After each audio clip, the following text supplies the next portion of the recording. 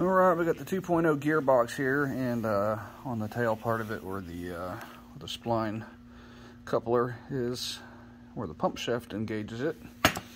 It comes in, there's two seals. There's the first seal, and it is oriented like so. So it can, pump shaft can go in that without any issues. That little small double lip part there, you're not worried about folding that in. Now the second seal, which would be this one, that's the first seal, is spaced out by this wave washer. And then the second seal. Alright, now the second seal is oriented this direction. So air trying to go this way, and then when the pump's off, you have water trying to come back towards the gearbox. So they put two seals in here. You only really need one in this situation, but they put two, and that's all good and well. But the pump shaft coming through the housing doesn't really have anything to guide it aside from the housing. And there is enough play in that to be off alignment, so that as it's trying to engage the seal, instead of hitting the center of the seal and going through it, it's hitting the edge, and as you can see, it's damaging it.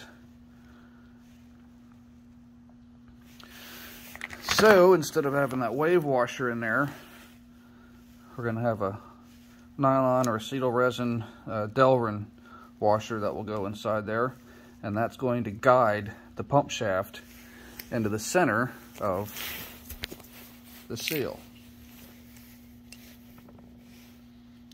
So now the pump shaft has to go right through the center of that seal. It can't go off center, it can't wobble around. It's going to hit that seal dead center, and it's going to go right through without damaging anything.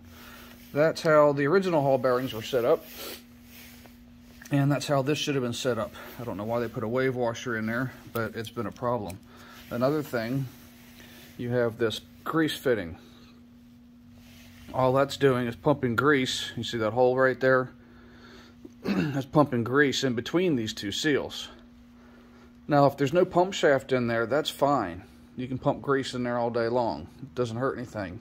When the pump shaft is in there, the seal is preventing the grease from getting out, because the seal is oriented on both sides in such a fashion that the grease can't escape.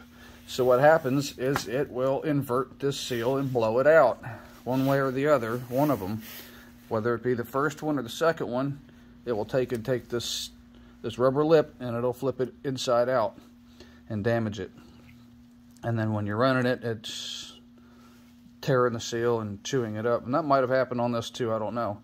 But two different ways that this seal is getting damaged is there's no guide, and you have grease putting pressure.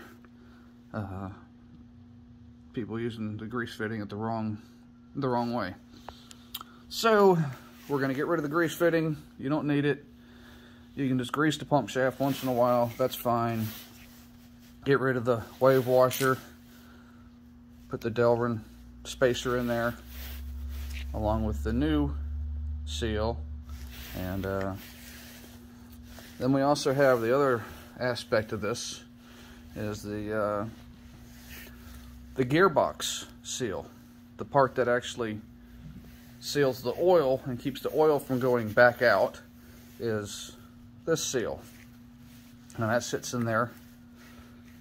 It sits in here upside down, gets pressed in, and that keeps oil from getting out.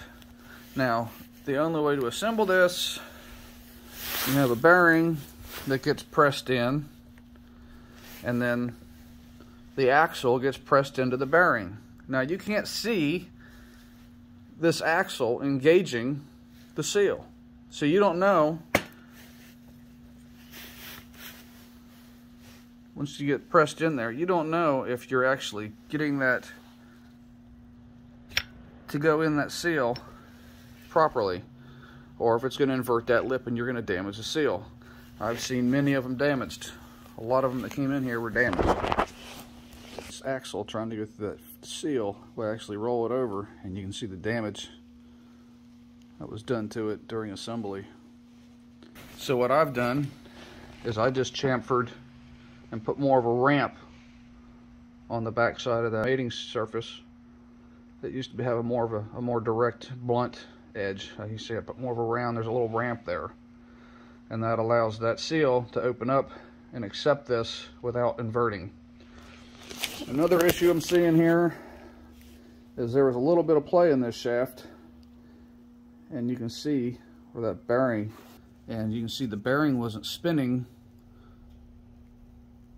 or it wasn't spinning as fast as the axle, because there's a ridge right there. This axle was spinning inside the bearing. So this here has a little bit of a press fit, but once it gets on all the way, the inside there was spinning on this, and it's wore a little bit of a ridge. So I'll need to address that before we reassemble it.